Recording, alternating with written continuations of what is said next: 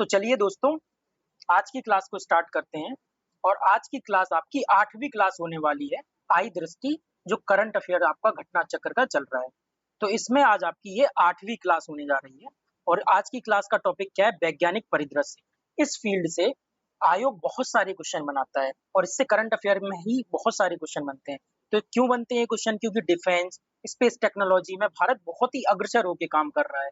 आप देख रहे होंगे चंद्र मिशन, मंगलयान, चंद्रयान, गगनयान, अपना अंतरिक्ष स्टेशन स्थापित करना हो, तो भारत हर फील्ड में इसमें अग्रसर हो रहा है। तो जब भारत इस प्रगति कर रहा होगा इस फील्ड में, तो ऑब्वियस सी बात है कि आयोग यहाँ से क्वेश्चन पुट अप करेगा। अब यहाँ से क्वेश्चन जब बनेंगे तो करंट अफेयर्स के ही क्वेश्चन बनेंगे और अच्छे क्वेश्चन बनते हैं। तो आइए आज के टॉपिक को अच्छे बाकायदा ट्रिक्स के साथ आपको इसी क्लास में ही याद करवा दिया जाएगा। और जो भी पीडीएफ जिस भी छात्र को चाहिए तो कमेंट बॉक्स में जाइए, कमेंट बॉक्स में आपको टेलीग्राम लिंक मिल जाएगी, वहां से आप जाके ग्रुप ज्वाइन कर सकते हैं, फ्री पीडीएफ्स मिल सकती हैं आपको। और भी प्रीलिम्स के जो स्टैटिक सब्जेक्ट हैं उसकी भी आपको पीडीएफ्स वहां मिल जाएंगी। तो आप टेलीग्राम को ज्वाइन कीजिए, सभी आपको अपडेट्स भी वहां मिल जाएंगे, आपको पीडीएफ भी पूरी कंपाइल करके पीडीएफ दी जाती है सारे स्टैटिक सब्जेक्ट की। आरओ के देखिए कैसे सब्जेक्ट आपको बिल्कुल पीवाईक्यू के आधार पर बना के आपको पूरे टॉपिक्स बताए गए हैं। एक बार जाइए, आप चेक कीजिए और इस वीडियो को भी लाइक कीजिए और चैनल को भी सब्सक्राइब करते रहिएगा। ठीक है, तो चलते हैं। हो गया इसके बाद प्रमोशन के बाद अब चलते हैं पहले टॉपिक पे। पहला टॉपिक क्या है? Axiom mission 4। एक्सियोम मिशन 4 जो चल रहा है उसके बारे में। ठीक है, अब आपने सुना होगा, न्यूज में बहुत चल रहा है कि शुभांशु शुक्ला की पीएम मोदी के साथ बातचीत भी चल रही है, उनकी फोटो आ रही है, स्पेस से वो फोटो भेज रहे हैं। किस प्रकार जो मिशन भेजा गया है एक्सियोम 4 मिशन, उसमें किस प्रकार 4 यात्रियों में से एक भारतीय अंतरिक्ष यात्री, मतलब आपके भारतीय हैं जो शुभांशु शुक्ला, उनको भी इंटरनेशनल स्पेस स्टेशन, अंतरराष्ट्रीय स्पेस स्टेशन पर भेजा गया है। और एक चीज और, हाँ, अभी भी जो भी मतलब करंट की न्यूज आएगी स्पेस टेक्नोलॉजी की फील्ड में, आप देखेंगे स्पेस एक्स का ये फाल्कन 9 रॉकेट के द्वारा ही मोस्टली चीजें भेजी जा रही है। तो इसको आपको रॉकेट को याद करना आसानी रहेगी, क्योंकि स्पेस एक्स का जो फाल्कन है, फाल्कन 9 जो है ना, जिसे हैवी रॉकेट बोला जाता है, जो भारत के पास इतना हैवी रॉकेट, इतनी क्षमता भेजने की रॉकेट की, इतने बड़े उपग्रह को भेजने वाला रॉकेट अभी तक भारत के पास नहीं है। हमारे पास कौन सा है? GSLV Mark 3 है, जो अभी मतलब उतने भारी रॉकेटों को अंतरिक्ष में नहीं भेज पाता है। तो ये कौन सा हुआ? फाल्कन 9 किसका? स्पेस एक्स का। ये आपका बहुत ही हैवी उपग्रह, हैवी सैटेलाइट्स को lower earth orbit, middle earth orbit, geosynchronous, geostationary, तो ये आपका बहुत ऊपर तक भी ये आपके उपग्रह को भेज सकता है, फाल्कन 9 हैवी रॉकेट। ठीक है, तो आपको इसको याद रखने की उतनी आवश्यकता नहीं होगी, क्योंकि ये बार बार रिपीटेड आता रहेगा आपका। तो चलिए, अब क्या है, इसमें 4 यात्रियों को भेजा गया है। तो सबसे पहले ये 4 यात्रियों के नाम, मतलब 4 यात्रियों में एक तो आपके शुभांशु शुक्ला इंडिया के हो गए, उसके अलावा जो 3 यात्री हैं शायद उनके नाम आपसे पूछने हैं, तो आपको उनके नाम कैसे याद रखने हैं उसको भी आपको एक ट्रिक से समझाया जा रहा है। जैसे देखिए, शुभांशु शुक्ला से किसी ने कहा कि आपको 3 यात्री आपके साथ जा रहे हैं, तो उन्होंने कहा कौन कौन से यात्री हैं? तो बोला स्लावोज उजनान्स्की, विनवीवस्की, स्लावोज उजनान्स्की, विस्नीवस्की।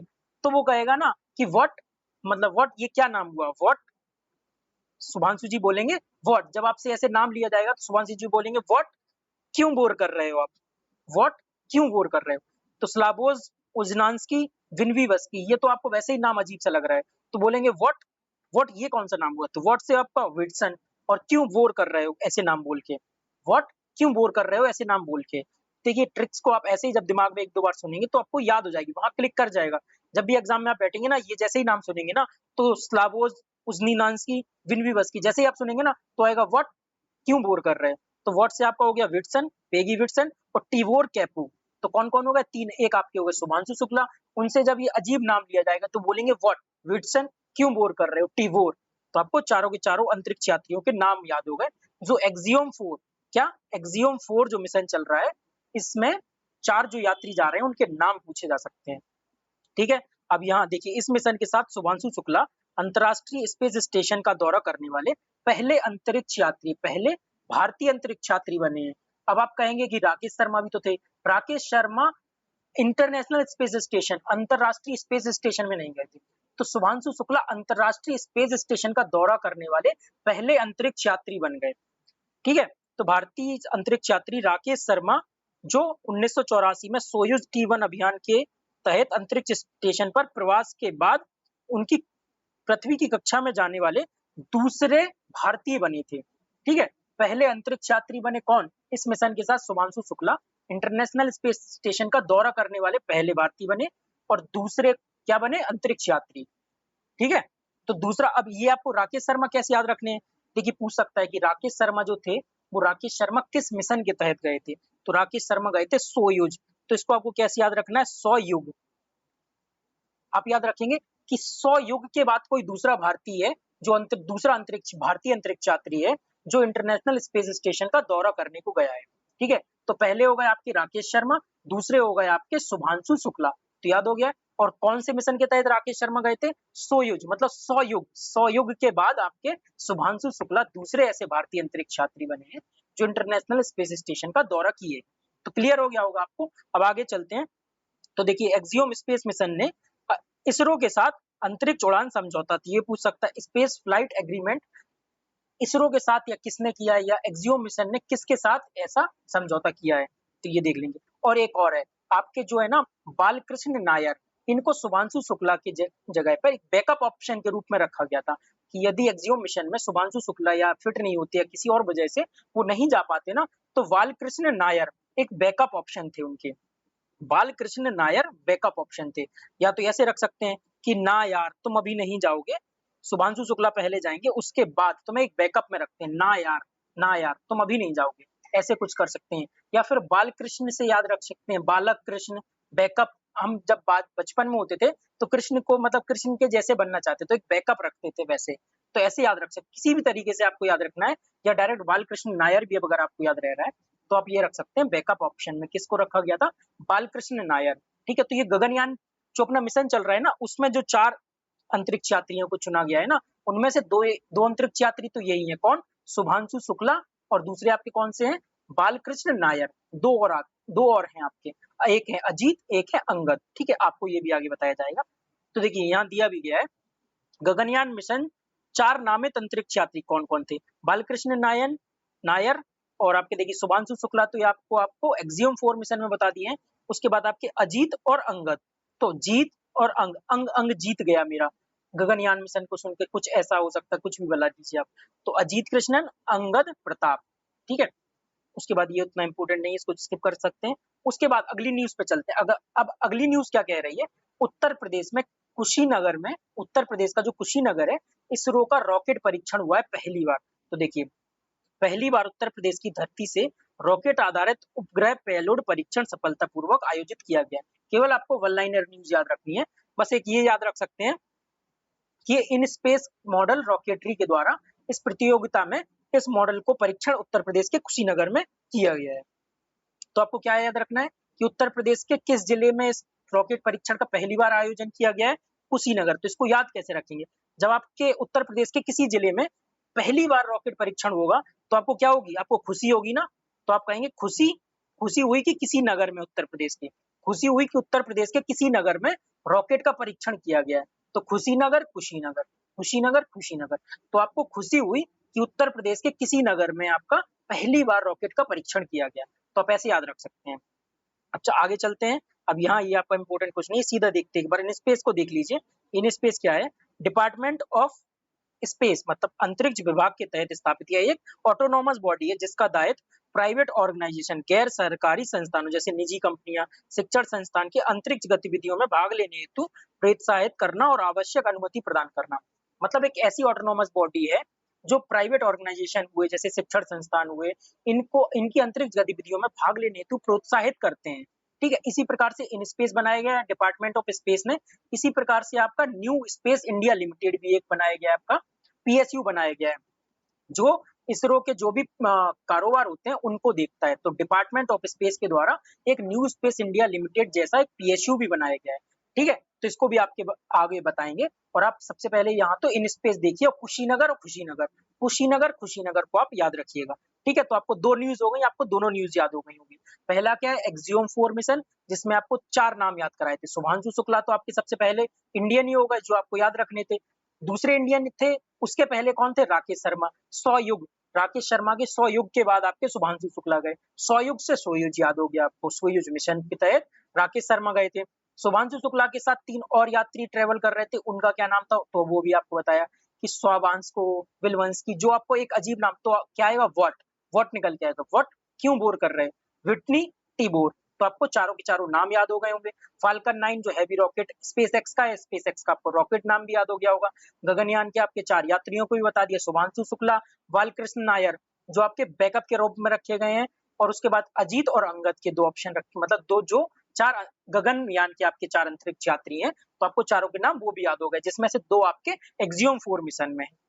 अगला टॉपिक आपका क्या था, कुशीनगर। कुशीनगर से याद दिला दिया आपको, इन स्पेस के द्वारा जो एक प्रतियोगिता के द्वारा रॉकेट को लॉन्च किया गया पहली बार उत्तर प्रदेश के किसी जिले से, तो आपको हो गया कुशीनगर या खुशीनगर।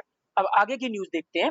देखिए K2-18B जीवन की कितनी संभाव्यता, K2-18B ये नासा के जो केपलर मिशन चला था ना, नासा का जो केपलर मिशन चला था उसके द्वारा इस ग्रह की खोज की गई थी। तो इसके बारे में यही बताया जा रहा है कि K2-18B तारामंडल में स्थित एक उप नेपच्यून ग्रह है जो लाल बौने तारे की परिक्रमा करता है। तो इसके बारे में जीवन की संभावनाएं तलाशी जा रही हैं इस पर। तो सीधा पूछेगा K2-18B क्या है, तो ये पूछ सकता है आपको। तो ठीक है, ये आपका एक ग्रह है जिस पर जीवन की संभाव्यता तलाशी जा रही है। जैसे आपका एक यूरोपा क्लीपर मिशन आपको आगे बताएंगे। यूरोपा किसका, बृहस्पति का जो आपका क्या उपग्रह सैटेलाइट है, उस पर जीवन की सबसे ज्यादा संभावनाएं हैं। तो जो नासा का यूरोपा क्लीपर मिशन चल रहा है उसके तहत उस पर किस प्रकार जीवन की संभावनाएं तलाशी जा रही हैं, उसी प्रकार नासा और अंतरिक्ष पूरा विश्व की अंतरिक्ष एजेंसियां हर ग्रह या हर उपग्रह पे क्या तलाशती, जीवन की किस ग्रह पे जीवन की संभावनाएं हैं, तो जीवन की संभावनाएं तलाशी जाती है। तो उसी प्रकार आपका ये K2-18B हो गया। ठीक है, ये केपलर मिशन के तहत खोजा गया था, तो इसलिए इसका नाम केपलर से K2 है, इसलिए एक ऐसा ग्रह है जिस पर जीवन की संभावना है, तो उस पर जीवन की संभावनाएं तलाशी जा रही है। केवल आपको वन लाइनर फैक्ट में इतना याद रखना है। ठीक है, उसके बाद इतना कोई इंपॉर्टेंट फैक्ट नहीं है, आपको समझा दिया गया है, जो आपको एक्सप्लेन करके बताया गया सेम वही लिखा हुआ है। अब उसके बाद क्या है, विक्रम 3201 और कल्पना 3201। तो देखिए ये क्या है, ये 2 उन्नत 32 बिट 32 बिट माइक्रो प्रोसेसर हैं। क्या है, एक प्रकार से ये चिप हैं दोनों, जो माइक्रो प्रोसेसर क्या होता है, जिसे ब्रेन ऑफ द कंप्यूटर की जो मेन प्रोसेसिंग यूनिट होती है उसको माइक्रो प्रोसेसर बोला जाता है, जिस पर कंप्यूटर मेनली फंक्शन करता है। तो हम इसको आयात करते थे, अब हम इसको क्या करते हैं, हम इसको मोस्टली आयात करते, तो जिसमें हमारा खर्चा बढ़ता था। ये आपके स्पेस के क्षेत्र में अभी पढ़ाया जा रहा है। तो ठीक है, माइक्रो प्रोसेसर होता क्या है, ब्रेन ऑफ द कंप्यूटर, मतलब कि जो रॉकेट में भी जो आपका सिस्टम होता है उसमें भी जो ब्रेन होता है उसको माइक्रो प्रोसेसर बोला जाता था। तो इसको भी हम आयात करते हैं, अब इसको हम क्या कर रहे हैं, इंडिजीनियसली बना रहे हैं, इसको खुद देश में ही बना रहे हैं। तो इसका नाम क्या रखा गया है, 3201 विक्रम, 3201 कल्पना, और विक्रम साराभाई के नाम पर रखा गया है और आपका कल्पना चावला के नाम पर रखा गया है। विक्रम साराभाई और कल्पना चावला की, तो विक्रम साराभाई आप जानते ही हैं, फादर ऑफ इसरो थे आपके कौन, विक्रम साराभाई। फादर ऑफ इसरो का कौन थे आपके, इसरो के जन्मदाता कौन थे, विक्रम साराभाई। कल्पना चावला अंतरिक्ष यात्री थी, आप सभी जानते हैं। तो इनके ही नाम पर विक्रम और कल्पना के नाम पर आपके 2 उन्नत 32 बिट भी आपके क्या रखे गए हैं, माइक्रो प्रोसेसर बनाए गए हैं। ठीक है, देखिए ये पूर्णतः स्वदेशी है, मेक इन इंडिया है। इससे क्या होगा, इसका प्रयोग कहाँ होगा, सीधा आपको यहाँ से समझा देते हैं। जब जैसे देखिए रॉकेट जो लॉन्च किया जाता है, तो आपने कई बार सुना होगा चंद्रयान 2 मिशन जब देखा होगा, या मंगलयान मिशन देखा होगा, जब मॉम मूवी आई थी उसमें भी देखा होगा कि किस प्रकार खराब मौसम की वजह से स्पेस डिले हो जाता है, स्पेस फ्लाइट आपकी डिले हो जाती है। तो ये जो माइक्रो प्रोसेसर होगा ना, जब इस माइक्रो प्रोसेसर को लगा देंगे ना, तो आप खराब मौसम में भी अंतरिक्ष में अपना रॉकेट भेज सकेंगे और उसको प्रॉपरली ट्रैक कर सकेंगे आप। इससे क्या होता है, कनेक्शन नहीं टूटता है। तो ये बनाने का एक रीजन क्या हुआ कि आप खराब मौसम में भी इसको लॉन्च कर सकेंगे रॉकेट को अपने, और उसको ट्रैक भी कर सकेंगे। तो आप यहाँ से समझ गए होंगे, वन लाइनर केवल याद रखना है। पूछा जाएगा विक्रम 3201 या कल्पना 3201 क्या है, तो आप बताएंगे 32 बिट माइक्रो प्रोसेसर है। किसके द्वारा बनाया गया है, मतलब इसरो के द्वारा बनाया गया है, और ये पूर्णतः स्वदेशी है, पूर्णतः मेक इन इंडिया के द्वारा बनाया गया है। ठीक है, न्यूज क्लियर हो गई होगी। अब अगले न्यूज पे चलते हैं। देखिए चंद्रयान 5 या ल्यूपेक्स 5 मिशन की मंजूरी दी गई है। तो सबसे पहले आपको देखिए बताते हैं चंद्रमा के आपके कितने मिशन भेजे गए हैं। सबने सुना होगा कि सबसे पहले चंद्रयान 1 मिशन भेजा गया है। चंद्रयान 1 मिशन क्या था आपका केवल ऑर्बिटर, जैसे ये आपका चंद्रमा हो गया, जैसे आपका मून हो गया, तो इसके केवल ऑर्बिटर भेजा गया था चंद्रयान 1 में, कि इसको ऑर्बिट करेगा एक सैटेलाइट चंद्रमा को। जैसे मान लीजिए ये चंद्रमा हो गया, तो इसको केवल ऑर्बिट करेगा एक सैटेलाइट। ठीक है, तो ये हो गया था आपका चंद्रयान 1 में। उसके बाद चंद्रयान 2 भेजा गया। चंद्रयान 2 में एक ऑर्बिटर तो भेजा ही गया था, लैंडर और रोवर भी भेजा गया था आपका, जिसमें आपने सुना होगा कि यह आधा सक्सेसफुली हुआ था। इसमें लैंडर और रोवर आपका सॉफ्ट लैंडिंग ना करके एक हार्ड लैंडिंग कर लिया था। तो चंद्रयान 2 के भी बारे में आपको जानकारी है। उसके बाद आता है चंद्रयान 3। चंद्रयान 3 रिसेंटली में जो लॉन्च किया गया है 2023 में, आपको इसको पिछले साल भी अच्छे से आरओ के लिए पढ़ाया गया था। तो चंद्रयान 3 जो लॉन्च किया गया था, इसमें आपका देखिए लैंडर भी था, रोवर भी था और आपका ऑर्बिटर भी था। तो ये पूर्णतः सक्सेसफुल हुआ था। लैंडर भी हुआ, सॉफ्ट लैंडिंग भी किया था और भारत पहला ऐसा देश बना था जो चांद के या चंद्रमा के साउथ पोल पर सॉफ्ट लैंडिंग करने वाला पहला देश बन गया था। उसके बाद फिर आपको बताया था कि किस प्रकार चाइना भी एक कदम आगे निकल गया था। चाइना भी सॉफ्ट लैंडिंग कर गया, लेकिन सॉफ्ट लैंडिंग करने के बाद ना वो सैंपल लेके वापस भी आ गया, तो वो एक कदम आगे चला गया। उसके बाद जापान ने भी कर लिया। अब तो कई देशों ने, मतलब चाइना और जापान ने भी कर लिया। हम लेकिन पहले देश बने थे जो चंद्रमा के साउथ पोल पर, जैसे ये आपका चंद्रमा हो गया, तो चंद्रमा के साउथ पोल पर हम सॉफ्ट लैंडिंग करने वाले पहले देश बने थे। तो ये आपका चंद्रयान 3 मिशन हो गया था। उसके बाद चंद्रयान 4 मिशन और चंद्रयान 5 मिशन की मंजूरी रिसेंटली दी गई है। चंद्रयान 4 मिशन क्या है, इसको ही एक आगे प्रोसेस करके, जैसे आपको बताया था ना चांग ई6, चाइना का चांग, चा से चाइना, चा से चांग और चा से चंद्रमा, चा चा चा, चांग ई6 जो मिशन था, चंद्रमा का जो मिशन था, हमारे चंद्रयान 3 के बाद भेजा गया था। तो ये सैंपल लेके धरती पर वापस लौटा था। तो इसी प्रकार हमारा चंद्रयान 4 होगा, जिसमें ऑर्बिटर भी होगा, लैंडर भी होगा, रोवर भी होगा और ये सैंपल लेके धरती पर वापस भी आएगा। वहां के नमूनों का सैंपल लेगा और धरती पर वापस आएगा। ठीक है। अब उसके बाद है आपका चंद्रयान 5 मिशन। चंद्रयान 5 मिशन किसके, इसरो और जापान, जापान की स्पेस एजेंसी जाक्सा, इसरो और जाक्सा का एक संयुक्त ज्वाइंट मिशन है चंद्रयान 5। ठीक है, ये आगे प्रोसेस किया जाएगा। तो ये इन दोनों का ज्वाइंट मिशन है, जिसमें भी आपका लैंडर रोवर भेजा जाएगा। तो लैंडर इसका इसरो बनाएगा, रोवर इसका जाक्सा बनाएगा। ठीक है, तो यही आपकी प्रॉपर ये पूरी न्यूज है। अब इसको एक बार देख लेते हैं क्या क्या न्यूज में कह रहा है। चंद्रयान 5 और चंद्रयान 4, चंद्रयान 5 ल्यूपैक्स, ल्यूपैक्स ठीक है, इसरो और lunar polar exploration, LUPEX lunar polar exploration. ठीक है, ल्यूपैक्स का फुल फॉर्म। ये चंद्रयान 5 है। चंद्रयान 4 आपको समझा दिया है, चांग ई6 के जैसा है। चंद्रयान 5 जो अभी मतलब दोनों मिशन अभी प्रस्तावित हैं, दोनों मिशन को पूर्ण होना है। ठीक है, उसके बाद देखिए चंद्रयान 5 इसरो और जाक्सा का साझा चंद्र मिशन है। उसके बाद सीधा चलते हैं, देखिए चंद्रयान 4 भारत का प्रस्तावित चौथा चंद्र मिशन है, जिसका उद्देश्य चंद्र के सतह से पत्थर नमूने को एकत्रित कर पृथ्वी पर वापस लाना, लूनर सैंपल रिटर्न मिशन होता है ये। ठीक है, क्या होता है, लूनर से चंद्रमा से सैंपल लेकर रिटर्न आना। जैसे आपको बताया चांग ई6 चाइना का जो मिशन है, उसी प्रकार से ये लूनर सैंपल रिटर्न आपका मिशन हो जाएगा। क्या, चंद्रयान 4 1 2 3 आपको समझा दिया, तीनों लैंडर रोवर के थे। 1 आपका केवल ऑर्बिटर था, 2 और 3 लैंडर रोवर का था, जिसमें ऑर्बिटर भी था, मतलब 2 लेकिन आपका सॉफ्ट लैंडिंग नहीं कर पाए, 3 आपका सॉफ्ट लैंडिंग कर गया। 4 में आपका क्या होगा, लूनर सैंपल रिटर्न, चांगी 6 के जैसा लूनर को सैंपल लेके रिटर्न होगा पृथ्वी पर। और आपका उसके बाद क्या है, चंद्रयान 5 मिशन है। चंद्रयान 5 मिशन किसके, जाक्सा के सहयोग से चलाया जा रहा है, मतलब जापान और इसरो मिलके चला रहे हैं। उसके बाद टॉपिक क्लियर हो गया। अब चलते हैं अगले टॉपिक पर। अब GSLV F15 NVS-2 मिशन। ठीक है, ये देखते हैं एनवीएस क्या होता है, नेविगेशन सैटेलाइट। नेविगेशन जैसे हर देश की देखिए नेविगेशन सैटेलाइट है, जैसे देखिए अमेरिका की जीपीएस है, ठीक है, रशिया की ग्लोनास है, चाइना की बेदू है। तो इसी प्रकार भारत भी अपना एक नेविगेशन सिस्टम बना रहा है, जिसका नाम क्या है, Indian regional navigation satellite system, IRNSS, Indian regional navigation satellite system, जिसका नाम हम लोगों ने क्या रखा है, नाविक। ठीक है, तो यही आपको बताया गया है। देखिए नाविक क्या है, navigation with Indian constellation, NavIC navigation with Indian constellation. Constellation का मतलब क्या होता है, तारामंडल। मतलब कि जब सैटेलाइट पूरे पृथ्वी पर फैल जाती है तो इसको कॉन्स्टेलेशन, तारामंडल कहा जाता है। तो इसी प्रकार इसका नाम रखा गया है नेविक। आपको क्या रखना है, नाविक भी रखना है आपको याद, और IRNSS, Indian regional navigation satellite system, आपको दोनों याद रखने हैं। अब इसमें है क्या, इसमें देखिए जब आपको एक नेविगेशन सैटेलाइट सिस्टम बनाना है तो इसमें आपको 7 सैटेलाइट भेजनी है, जिसमें आपको 3 भू स्थिर भेजनी है, 4 भू समतुल्य भेजनी है, भू समकालिक और भू स्थिर भेजनी है, मतलब जियो सिंक्रोनस और जियो स्टेशनरी।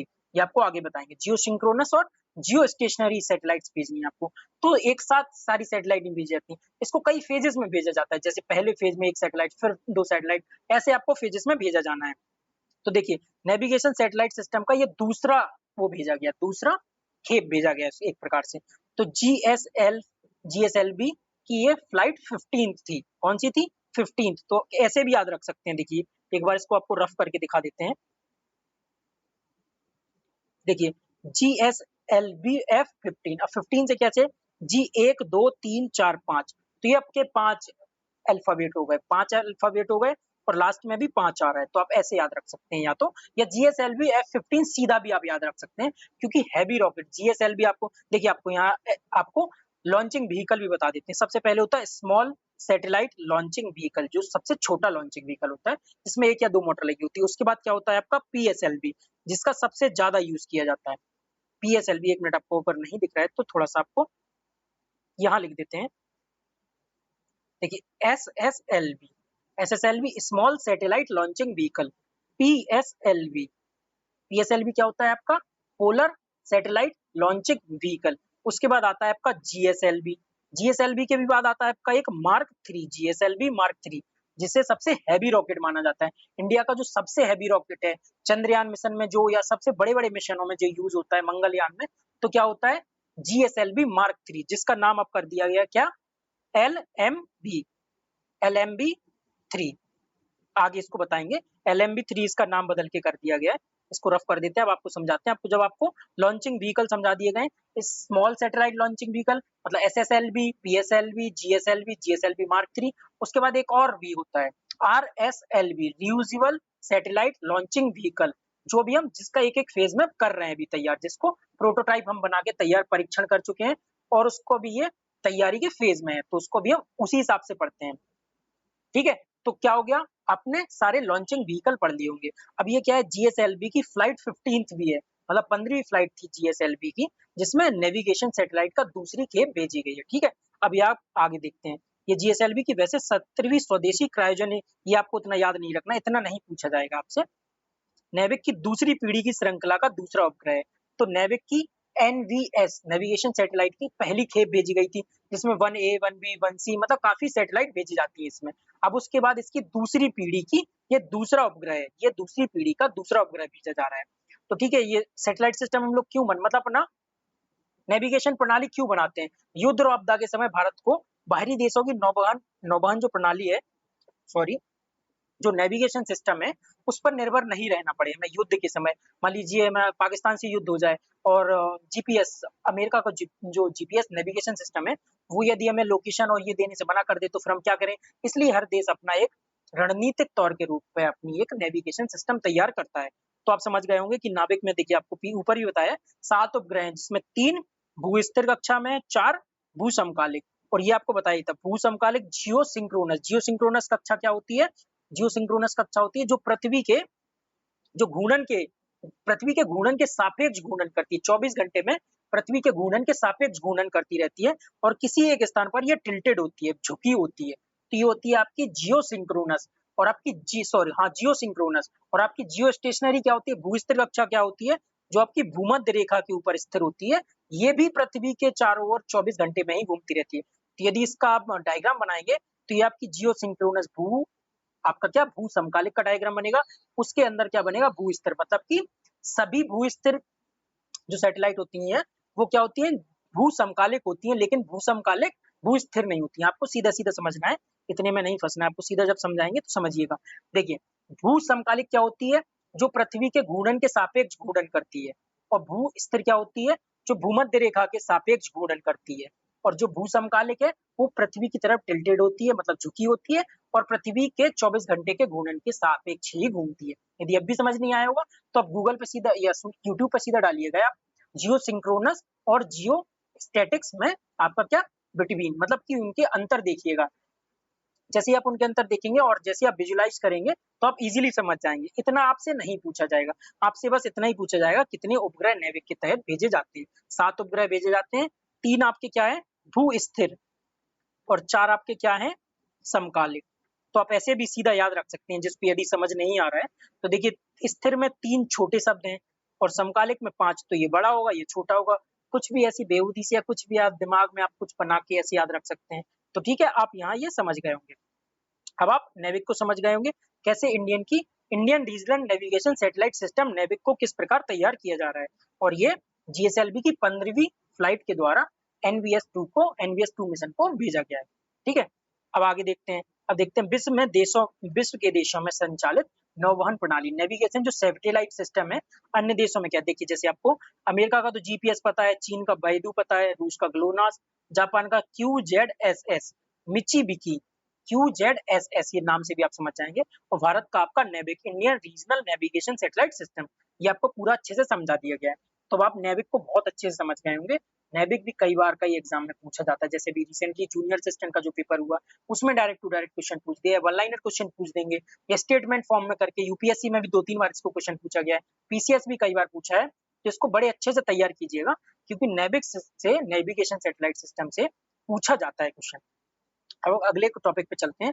भारत का पहला वाणिज्यिक अंतरिक्ष निगरानी उपग्रह भारत का पहला कॉमर्शियल स्पेस सर्वेलांस सैटेलाइट जो है ना स्कॉट, इसको क्या कहा गया, SCOT space camera for object tracking, space camera for object tracking, ये क्या है, स्पेस आपका स्पेस सर्विलांस है, ये आपका मिशन क्या है, स्पेस सर्विलांस, जो उपग्रह है ना उनकी निगरानी करने के लिए, हमारे अंतरिक्ष की निगरानी करने के लिए ये जो मिशन भेजा गया है उसको क्या बोलते हैं, SCOT space camera for object tracking. ये किसके द्वारा भेजा गया है, दिगंतरा। तो इसको याद रखने के लिए देखिए ऐसे याद रख सकते हैं, दिगंबरा, जैनों में जो दिगंबर होते हैं उनको दिगंबरा बोला जाता है। दिगंबरा क्या होता है, आकाश से जिसके मतलब आकाश जिसके वस्त्रों को मतलब वस्त्र बन के आकाश ढक लेता है, ठीक है, क्या होता है, दिशाएं ही जिसका वस्त्र हो या आकाश ही जिसका वस्त्र हो। तो यहाँ से देखिए आपकी हिंदी भी हो रही है, तो अब कैसे याद रखेंगे, किससे याद रखेंगे, दिगंबरा, दिगंबरा दिगंतरा, दिगंबरा दिगंतरा। तो दिगंबरा क्या होता है, आकाश ही जिसके वस्त्र हो। तो इसी प्रकार देखिए space camera for object tracking, space camera किसी ऑब्जेक्ट को ट्रैक करने के लिए स्पेस कैमरा, तो आप उससे थोड़ा सा रिलेट करके समझ सकते हैं, space camera for object trekking किसी ऑब्जेक्ट को, और ये कितने कितने 5 सेंटीमीटर छोटे ऑब्जेक्ट को ये क्या करता है, ट्रैक करता है। तो आप समझ गए होंगे स्कॉट क्या है, space camera for object trekking. तो ये आप ऐसे आउटर लेयर जब बनाएंगे आकाश की, आकाश में ही तो भेजेंगे आप सैटेलाइट को, तो आकाश की जो एक आप वस्त्र के टाइप पे एक लेयर बनाएंगे, तो दिगंबरा दिगंतरा ऐसे भी याद रख सकते हैं। एक बार जब आप दिमाग में बसा लेंगे फिर आप नहीं भूलेंगे, तो आपका ये टॉपिक भी हो गया दिगंतरा, ठीक है। दिगंतरा एक स्टार्टअप है, किसका, इंडियन स्टार्टअप है स्पेस के क्षेत्र में, जिसके द्वारा स्कॉट को भेजा गया है और आपके अंतरिक्ष की निगरानी के लिए, केवल आपको वन लाइनर में याद रखना। उसी प्रकार पिक्सल का एक स्पेस सर्विलांस कॉमर्शियल सैटेलाइट भेजा गया जिसका क्या नाम है, फायरफ्लाई, केवल इतना ही याद रखना है आपको। तो अब देखे होंगे फायरफ्लाई किसका है, फायरफ्लाई आपका पिक्सल का, ये आपको याद ही हो जाएगा। और आपको दिगंतरा स्कॉट आपको space camera for object trekking आपको अच्छे से समझा दिया गया है। तो स्कॉट तो आप भूलेंगे ही नहीं, उसके बाद आपको बचा है क्या, उसके बाद आपको बचा है पिक्सल का जो सैटेलाइट है, ठीक है, फायरफ्लाई। चलते हैं पीएसएलवी की 60वीं उड़ान स्पेडेक्स मिशन। तो पहले इसको देखिए अच्छे से समझ आते हैं आप। पीएसएलवी की आपको 3 रिसेंट की फ्लाइट बहुत अच्छे से याद रखनी है, C-59, C-60 और C-61, ठीक है। यही 3 एग्जाम में अगर पूछेगा यहाँ इस टॉपिक से तो इन्हीं 3 में से पूछेगा। अब देखिए C-59 क्या है आपकी, प्रो 3, कैसे याद रखना है, प्रो मतलब प्रारंभिक, C-59, 59, 60, 61, 59, 60, 61, 59 आप कैसे याद रखेंगे, प्रो प्रारंभिक। तो इससे कौन सा मिशन भेजा गया आपका, प्रोवो 3, आगे आपको बताएंगे। जब आपको बताएंगे तो आपको बड़े अच्छे से पूरे दिमाग में फ्रेमिंग हो जाएगी ना, बहुत अच्छे से आप समझ जाएंगे। C-59 पहली स्टार्ट हुई है, तो 3 में आपकी सबसे पहली क्या होगी, प्रारंभिक मतलब प्रो, तो प्रो 3 क्यों, क्योंकि 3 आपको याद रखने हैं। प्रोवो 3 ये आपका किसका, इसरो और यूरोपियन स्पेस एजेंसी का एक प्रोग्राम चल रहा है, आपको आगे समझाएंगे। उसके बाद है C-60 क्या है आपका, स्पेडेक्स मिशन, आपका क्या है, स्पेडेक्स मिशन, जो आपका स्पेडेक्स मिशन है आपका स्पेस डॉकिंग एक्सपेरिमेंट, जिसमें डॉकिंग और अनडॉकिंग करते हैं, मतलब सैटेलाइट की डॉकिंग मतलब कि दो सैटेलाइटों को जोड़ते हैं, और अनडॉक मतलब 2 सैटेलाइट को अलग करते हैं। ये क्यों प्रयोग किया जाता है, जब बहुत ही हैवी जैसे जैसे अपना ISS इंटरनेशनल स्पेस स्टेशन या इंडियन स्पेस स्टेशन बनाना हो, तो एक साथ इतनी हैवी सैटेलाइट्स को एक साथ किसी ऐसे रॉकेट नहीं बने हैं कि एक साथ इतनी सैटेलाइट को आप भेज सकें। तो सैटेलाइट को कई चरणों में भेजा जाता है, मान लीजिए 2 सैटेलाइट भेजी, तब इनको जोड़ना होता है, तो ये डॉकिंग मतलब जोड़ना, अनडॉकिंग मतलब अलग करना। तो जोड़ने और अलग करने की प्रक्रिया को ही स्पेडेक्स मिशन कहा गया, स्पेडेक्स नाम दिया गया है, स्पेस डॉकिंग एक्सपेरिमेंट, डॉकिंग और अनडॉकिंग। ये आपको टेलीग्राम पर भी इसकी प्रॉपर वीडियो भी आपको भेजी गई थी, जब ये मिशन चालू किया गया था, जब ये मिशन कंप्लीट किया गया था। तो स्पेडएक्स मिशन हो गया। उसके बाद है C61। तो जब PSLV की C61 फ्लाइट थी, तो ये आपकी फ्लाइट फेल्ड हो गई थी। इसलिए ये फेल्ड का आपको बताया जा रहा है, क्योंकि जो PSLV है ना, इसरो का सबसे मतलब शानदार रॉकेट है, जिसकी 99% क्षमता होती है, सक्सेसफुल रेट जिसका 99% है। तो जब उसकी फेल्ड सैटेलाइट होगी ना, फेल्ड रॉकेट होगा, फेल्ड फ्लाइट होगी जो उसकी जिस नंबर की, तो उसको भी एग्जाम में पूछे जाने के चांस बनते हैं, क्योंकि इसका सक्सेस रेट बहुत अधिक है। तो आपको लास्ट के 3 रखना है। देखिए, पहला क्या हुआ, प्रो प्रारंभिक, लास्ट क्या हुआ, फील्ड, बीच का मिशन क्या हो गया आपका, स्पेडएक्स मिशन। बहुत अच्छे से याद होंगे। C59 आपका प्रोवो 3, C61 आपका फेल्ड हो गया था, बीच का जो बता C60, तो ये आपका हो गया SpaDeX mission, space docking experiment. तो 3 फ्लाइट की आपको PSLV की याद रखनी है। अब सीधा टॉपिक पे आते हैं। टॉपिक क्या था, PSLV की C60 आपसे याद ही हो गया होगा, स्पेडएक्स मिशन। अब देखिए क्या कह रहा है, स्पेस डॉकिंग मिशन है ये 24 का अंतरिक्ष, अंतिम अंतरिक्ष मिशन था 2024 का, ये 2024 में भेजा गया था। तो स्पेडएक्स मिशन आप समझ गए हो, आपको अच्छे से समझाया डॉकिंग और अनडॉकिंग की प्रक्रिया, स्पेस डॉकिंग मिशन। इसमें देखिए 2 उपग्रहों को प्रक्षेपण किया गया, स्पेडएक्स 1, स्पेडएक्स 2। ये एक हो गया आपका चेजर जो चेज करेगा, एक हो गया आपका टारगेट। मान लीजिए ये आपका टारगेट हो गया, ये टारगेट है, ये चेजर है, तो ये चेज करते हुए टारगेट के पास जाएगा, ये चेजर है, चेज करते हुए टारगेट के पास जाएगा और डॉकिंग कर लेगा। मतलब डॉकिंग का मतलब है जुड़ जाएगा। फिर अनडॉकिंग, तो डॉकिंग अनडॉकिंग दोनों प्रक्रिया को इसरो ने करके दिखाया है space docking experiment, SpaDeX mission C60 के द्वारा, इस PSLV की C60 फ्लाइट के द्वारा।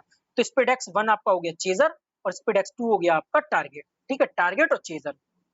उसके बाद देखते हैं ये गगनयान मिशन आपको जो बताया जा रहा है ना, गगनयान मिशन क्या है, भारत का जो अंतरिक्ष स्पेस स्टेशन बनाया जा रहा है, जिसको 2040 तक बनाना है, ये भी आपको बताया 2040 तक, जिसमें सॉरी 2035 तक इसको कंप्लीट करना है और 2040 में इसमें मानव भेजने हैं। तो ये भी आपको आगे बताया जाएगा। तो गगनयान जो मिशन बनाया जा रहा है ना, उसमें क्या है, आपका अंतरिक्ष स्टेशन बनाया जा रहा है भारत का। तो उसके लिए कई सैटेलाइट को डॉकिंग अनडॉकिंग करना होगा, डॉकिंग अनडॉकिंग। तो डॉकिंग अनडॉकिंग की प्रक्रिया को पूरा करने के लिए स्पेडेक्स मिशन चला है C60 PSLV की फ्लाइट के द्वारा। देखिए एक एक चीज आपको क्लास में ही जितने भी आपके 7-8 टॉपिक पढ़ाए हैं ना, इसको अगर कोई टॉपिक जो समझ नहीं आ रहा है, एक बार आप पीछे करके रिपीट देखिए, मैं भरोसे से कह सकता हूँ कि आपको वो चीज बिल्कुल याद हो जाएगी। और 1-2 बार आप क्लास देख लेंगे, फिर आपको ये याद करने की जरूरत ही नहीं रहेगी, क्लास ही में याद हो जाएगी। C51, C59, C60, C61 3 flight, last वाली फेल्ड, पहली वाली प्रो प्रारंभिक, लास्ट वाली फील्ड, बीच की जो बची है वो मिशन हो गया स्पेडेक्स मिशन। स्पेडेक्स मिशन आपको समझा ही दिया है, डॉकिंग अनडॉकिंग की प्रक्रिया हो गई है। तो ऐसा करने वाला भारत ये चौथा देश बन गया है, इसलिए स्पेडेक्स मिशन आपका इंपॉर्टेंट है। इसलिए आपको जोर दे दे के इतनी 3 इसकी फ्लाइट याद कराई जा रही है, 59, 60, 61। तो 60 याद कैसे हो जाएगा आपका, कि बीच वाला मिशन है तो मिशन है। 59, 60, 61 बहुत अच्छे से याद हो गया होगा। आप अभी भी यदि किसी को याद नहीं हुआ ना, तो फिर तो माफी चाहेंगे, इससे ज्यादा सरल तरीके से किसी को नहीं समझाया जा सकता है। तो विश्व में भारत चौथा ऐसा देश बन गया है, इसीलिए इंपॉर्टेंट हो गया टॉपिक। चौथा ऐसा देश बना है US, चाइना और रशिया के बाद, जो डॉकिंग अनडॉकिंग की प्रक्रिया में महारत जिसने हासिल की हो। अब आगे चलते हैं, सीधा देखते हैं। ये देखिए, अंतरिक्ष में भारत की प्रथम कृत्रिम बुद्धिमत्ता प्रयोगशाला, India first AI lab in space जो खोली गई है, मतलब जो बनाई गई है, ये किसके द्वारा लॉन्च किया गया है, take me to space, take me to space के द्वारा India first AI lab in space, मतलब इंडिया की AI लैब जो स्पेस में बनाई गई है, टेक मी टू स्पेस के द्वारा। अब वहां भी ऐसे ही टॉपिक सारे दे देगा, ऐसे ही वर्ड दे देगा जिससे आप कंफ्यूज हो जाएंगे। तो इसको कैसे याद रखना है, देखिए AI लैब बनाई गई है, तो AI को जब हम कमांड देंगे, जैसे मान लीजिए सीरी हुआ, तो हम बोलेंगे hey Siri take me to the space, या hey Gemini take me to the space, okay Google take me to the space. तो ऐसे जब आप बोलेंगे तो AI लैब से take me to the space, मतलब एक कमांड जैसे आपको याद रखना है, हे सीरी या हे गूगल, ओके गूगल, कुछ भी टाइप से take me to the space. तो आप समझ गए टेक मी टू स्पेस एक कमांड हो गया जो AI के द्वारा दिया जा रहा है। तो इसको आप इससे रिलेट करके करेंगे तो आप अच्छे से समझ जाएंगे। अब देखिए, जब आपको ये स्पेस की सबसे लंबी स्पेस वॉक दिखाएंगे ना, तो ये कितने अच्छे तरीके से आपको याद हो जाएगी। बस थोड़ा सा ध्यान देना, आपको ये दोनों यही याद हो जाएगी। सबसे लंबी स्पेस वॉक का विश्व रिकॉर्ड बनाया चाइना ने, पहले आप न्यूज जान लीजिए। अब आपको क्या जानना है, यहाँ देखिए कि सबसे पहले ये रिकॉर्ड किसके नाम था, तो ये रिकॉर्ड था अमेरिकी अंतरिक्ष यात्री सूसन हेमल्स और जिम बॉस। अब कैसे याद रखेंगे, तो इसको याद रखने का एक तरीका कैसा है, देखिए वेस्ट या अमेरिका, मतलब वेस्टर्न कंट्रीज या अमेरिका मेजरली हम मान लेते हैं कि अमेरिका अभी तक ये मानता था कि जब हम जिम करेंगे, यदि हम जिम करेंगे तो हमारी हेल्थ क्या होगी, मस्त होगी। ठीक है, हम जिम करेंगे तो हमारी हेल्थ मस्त होगी। और हम स्पेस वॉक बहुत अच्छे तरीके से कर सकते हैं। यदि हम जिम करेंगे प्रॉपर तरीके से तो हमारी हेल्थ क्या होगी, मस्त होगी, और हम क्या कर सकेंगे, स्पेस वॉक कर सकेंगे। आप साथ-साथ याद करते चलिए, वेस्ट का क्या मानना था अभी तक कि जिम करेंगे, फिट बॉडी होगी, लीन बॉडी होगी, तो हमारी हेल्थ मस्त होगी और हम सबसे अच्छी स्पेस वॉक कर सकेंगे। इसीलिए अभी तक ये इनका तरीका चलता आ रहा था। जिम करेंगे, हेल्थ मस्त होगी। मतलब कि जिम बॉस और सूसन हैमल्स, हैमल्स हेल्थ मस्त, हैमल्स हेल्थ मस्त, जिम जिम बॉस। तो जिम बॉस और हेल्थ मस्त पूछ सकता है कि सबसे पहले ये किसके नाम थी? तो ऐसे भी क्वेश्चन आपसे पूछे जा सकते हैं। तो आपको याद हो गया होगा कैसे, अब जिम से अब हो गया है आपको जिम बॉस, और हेल्थ मस्त से आपका हो गया हेलमस्त, हेलमस्त। ठीक है? अब ये दोनों नाम याद हो गए। अब उसके बाद चाइना ने एक और तरीका निकाला। अब चाइना ने सबसे बड़ी स्पेस, सबसे लंबी स्पेस वॉक करने का विश्व जो रिकॉर्ड बनाया है, अब उसको कैसे याद रखना है? तो देखिए चाइना ने कहा कि हम ये वाले मॉडल पे नहीं चलेंगे कि जिम करेंगे, हेल्थ मस्त करेंगे, बहुत टाइम लगता है इसमें। तो चाइना ने ऐसा एक सॉन्ग बनाया, चाइना ने एक ऐसा सॉन्ग बनाया, कौन सा? Ding dong, ding dong. China ने एक ऐसा सॉन्ग बनाया जिसका नाम है डिंग डोंग, ऐसा सॉन्ग बनाया जिसका नाम है डिंग डोंग। इस सॉन्ग के द्वारा कोई भी इस सॉन्ग को गाते-गाते, वो कह रहा है, चाइना कह रहा है ऐसा सॉन्ग है, कोई भी गाएगा ना इसको, तो कोई भी गाते हुए स्पेस वॉक का विश्व रिकॉर्ड बना देगा। चाइना ने एक ऐसा सॉन्ग बनाया, song ding dong, song ding dong. तो क्या हुआ? सॉन्ग लिंग डोंग। इससे आपको एक नाम याद हो गया, सॉन्ग डिंग डोंग बनाया। चाइना ने एक ऐसा सॉन्ग बनाया ding dong, ding dong song. तो सॉन्ग डिंग डोंग एक आपके हो गए। दूसरा कह रहा है वो कि ऐसा सॉन्ग को अगर कोई भी गाएगा ना, तो मुझे तुझे सबको, मुझे तुझे सबको स्पेस वॉक पे ले जाएगा वो सॉन्ग। गाते-गाते वो सॉन्ग सबको स्पेस वॉक पे ले जाएगा। तो आप इससे याद रख सकते हैं, सॉन्ग, लिंग डोंग और कई तुझे, कई तुझे, कई मुझे, कुछ भी ऐसे बना सकते हैं। तो अब सबसे पहले समझे होंगे जिम से, कि जिम करेंगे तो आपकी क्या होगी, हेल्थ मस्त होगी। जिम बॉस हेलमस, जिम बॉस हेलमस। उसके बाद क्या हुआ? उसके बाद चाइना आया। चाइना इस फील्ड में आया कि स्पेस वॉक में चाइना, वैसे तो चाइना स्पेस में भी अपना विश्व रिकॉर्ड बना रहा है, भारत भी बना रहा है, लेकिन यहाँ चाइना आया। चाइना ने कहा कि हम अपना नया कीर्तिमान शामिल करेंगे, इसमें नया कीर्तिमान हासिल करेंगे। अब उसने क्या किया? उसने एक ऐसा सॉन्ग बनाया, उसने एक ऐसा सॉन्ग बनाया जिसका नाम है डिंग डोंग। तो सॉन्ग लिंग डोंग या सॉन्ग डिंग डोंग एक आपके हो गए। उसके बाद उसने कहा कि इसको गा के कोई भी मुझे तुझे स्पेस वॉक पर ले जा सकता है। तो सॉन्ग लिंग Dong, ding dong, ding dong, ding dong, ding dong, song सुना ही होगा आपने। तो सॉन्ग लिंग डोंग और कई तुझे, ठीक है, आपको दोनों याद हो गए होंगे। अब जैसे ही एक बार आप करेंगे ना, जिम हेल्थ मस्त, सॉन्ग डिंग डोंग, कोई तुझे कोई मुझे, तो आपको ये याद हो गया होगा। अब देखिए आपको पीएसएलवी की 59वीं फ्लाइट बताई थी, जिसमें आपको प्रोवो या प्रोवा 3 मिशन बताया था, और आपको बताया था ये किसका, यूरोपियन स्पेस एजेंसी और इसरो का एक जॉइंट वेंचर है। ठीक है? तो ये संयुक्त ये मिशन है किसका, इंटरनेट, सॉरी आपको दिख नहीं रहा होगा, यूरोपियन स्पेस एजेंसी और इसरो दोनों का एक संयुक्त मिशन है। कौन सा? प्रोवा 3 मिशन। तो आपको बताया था C59 क्या है, प्रो 3। तो इससे प्रोवा 3 मिशन हो गया ये आपका। ठीक है, आगे चलते हैं, इस मिशन के बारे में आपको बताते हैं। ये मिशन क्या है? ये मिशन क्या है, सूर्य की जो कोरोना है ना, आउटर लेयर, इस सूर्य की कोरोना का अवलोकन करेगा। तो उसमें क्या होगा, इसमें 2 सैटेलाइट, सैटेलाइट 1 और सैटेलाइट 2 भेजी जाएंगी। तो उसका नाम ही देख लीजिए सबसे पहले तो। प्रोवा का फुल फॉर्म क्या है, project for on board autonomy. On board autonomy क्या होती है? ऑन बोर्ड ऑटोनॉमी होती है कि जो सैटेलाइट 2 भेजी गई है, ये ऑटोनॉमस होती है, मतलब स्वतंत्र होती है। ये यहाँ किसी नीचे या अंतरिक्ष, मतलब पृथ्वी से या किसी ह्यूमन के द्वारा इन्हें कंट्रोल नहीं किया जाता है। ये आपस में ही अपने द्वारा एक दूसरे से कंट्रोल होती है। तो ये क्या हुआ, project for onboard autonomy, autonomous दोनों सैटेलाइट होती है। ठीक है, यहाँ ह्यूमन कंट्रोल या पृथ्वी से कंट्रोल या किसी स्पेस स्टेशन में या किसी नीचे से बैठ के, किसी सेंटर में बैठ के इनको कंट्रोल नहीं किया जाता है। मिशन किसके लिए? सूर्य की कोरोना जो आउटर लेयर है उसका अवलोकन करना है। 2 सैटेलाइट भेजी गई हैं और ऑनबोर्ड ऑटोनॉमी सैटेलाइट हैं दोनों ये, और ये विश्व का पहला प्रेसीजन फॉर्मेशन फ्लाइंग है। प्रेसीजन फॉर्मेशन फ्लाइंग क्या होती है कि ये दोनों मतलब कि स्वतंत्र होती हैं, आपको जो बताया ना, और दोनों एक दूसरे से इंटरकनेक्ट होती हैं। यदि मान लीजिए ये सिग्नल ले रहा है तो ये एक दूसरे से कनेक्टेड होती हैं। किसी चीज की इसको जरूरत होगी तो ये सैटेलाइट इसको वो पूरा करेगी। तो ये 2 सैटेलाइट आपस में कलेक्ट होती हैं। चूंकि हैवी सैटेलाइट नहीं भेजी जा रही, इसके लिए 2 सैटेलाइट भेजी जा रही हैं। मान लीजिए एक सैटेलाइट खराब हो जाए, दूसरी काम कर रही है, तो केवल एक सैटेलाइट भेजनी पड़ेगी। चूंकि सूर्य एक ऐसा क्षेत्र है, सूर्य के निकट जाना एक ऐसा क्षेत्र है जो खतरों से भरा होता है। तो इसीलिए 2 सैटेलाइट को एक ऑनबोर्ड ऑटोनॉमी और प्रिसीजन फॉर्मेशन फ्लाइंग के तहत ऐसा भेजा गया है। इसी आपको ये भी याद रखना है, विश्व का पहला प्रिसीजन फॉर्मेशन फ्लाइंग है ये।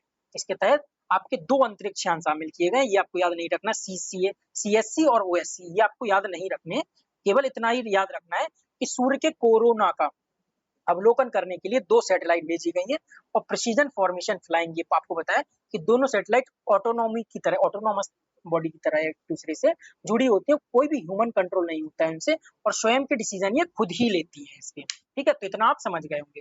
तो प्रोवा 3 मिशन आप समझ गए होंगे। C59 C59वीं फ्लाइट समझ गए हो पीएसएलवी की, क्योंकि पीएसएलवी ने भेजा है इसलिए ये इंपोर्टेंट भी हो जाता है। C60 आपको स्पेडेक्स पीछे ही बता रहे हैं, ये तो आपको 3 ड्राइंग का टाइप से याद कराई दे रहे हैं। 59 60 61 तो ये आपके 3 कंप्लीट हो गए होंगे। एनएसआईएल आपको पीछे ही बताया था। न्यू स्पेस इंडिया लिमिटेड ये आपकी पीछे बताया था, जिसका जीसैट N2 मिशन है, आपको अच्छे से समझाया था कि ये इसरो की क्या है, पीएसयू है, जो कमर्शियल विंग है इसरो की। तो आपको ये इंपोर्टेंट नहीं है, केवल ये जानना है कि एनएसआईएल क्या है। ठीक है, उसी प्रकार से आपको इन स्पेस भी समझाया था जिस प्रकार।